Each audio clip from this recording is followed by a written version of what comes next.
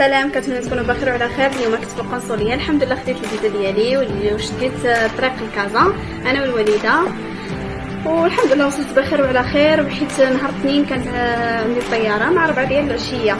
تودعت مع الوالده ودفعت الباكاج كلشي داز بخير. بعد ركبت الطياره مباشره، واول مره ندير رحله طويله 12 ساعه كامله. سكيت شويه على ما يجيبوا لينا الماكله باش ناكلو.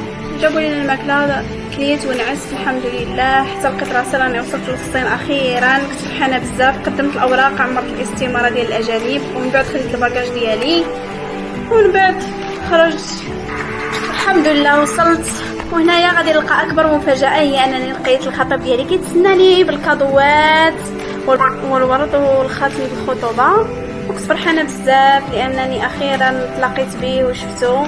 وهنا غادي في الطريق ديالنا غادي باش ناكلو، نقلبو فين ناكلو. سولني شنو بغيتي تاكلي، قلت ليه ناكلو برجر صافي. هنا كنا غاديين باش نقلبو في البلاصه ديال البرجر في المحل ديالو، وغاديين حتى لقيناه. هنايا كندخلو للمحل ديال البرجر تشاينيز هاباو، سكانا كيو ار كود، وبرسنا كنتسناو لا كوموند ديالنا توجد.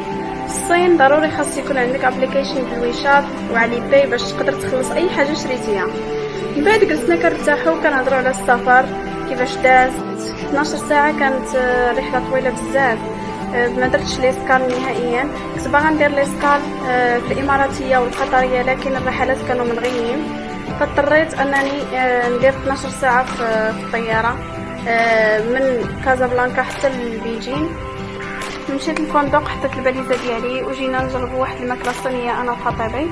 صراحه كنت متحمسه بزاف نشوف شنو غادي ناكلو. كانت تجربه لاول مره غادي نجرب هاد الماكله هذه الصينيه لاول مره. وفي الاول كان المنظر جا زوين، وحتى الريحه حتى هي زوينه، ولكن المذاق كان مختلف شي شويه. كانت الحاجه الحلوه مخلطه مع الحاجه المالحه وما عجبتنيش بزاف. غادي يعطيني ندوق من واحد الطبق، لكن ما غاديش يعجبني. شوفوا الحركات ديالي في الفيديو وانتم تفهموا كل شيء. هنا كتكون الحركات ديالي بانني راه ما عجبتنيش، ولكن كنقنع راسي بان راه زوينه.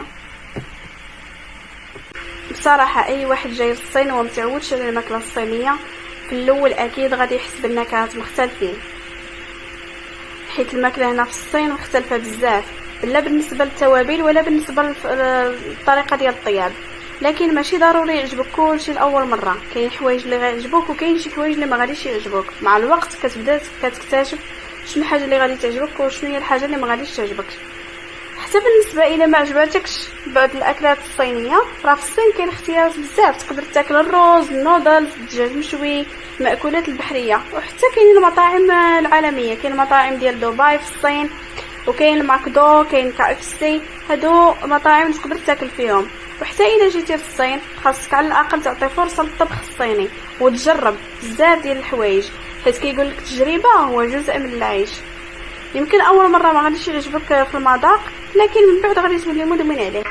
وهنا غادي نكون وصلنا لنهايه الفيديو. شاركت معكم جزء من الرحله ديالي من كازابلانكا حتى الصين، وجربت معكم حوايج جديده، اول تجربه ليا من هذا النوع ديال الماكله الصينيه. وبصراحه هذا الشيء كيعجبني في السفر، انني كنكتشف ثقافات ونكهات حوايج عمري ما جربتهم من قبل. وإلا عجبكم الفيديو قولوا لي في الكومنتار شنو هي اغرب حاجه وشنو هي احسن حاجه جربتوها في حياتكم، وما تنسوش اللايك فولو.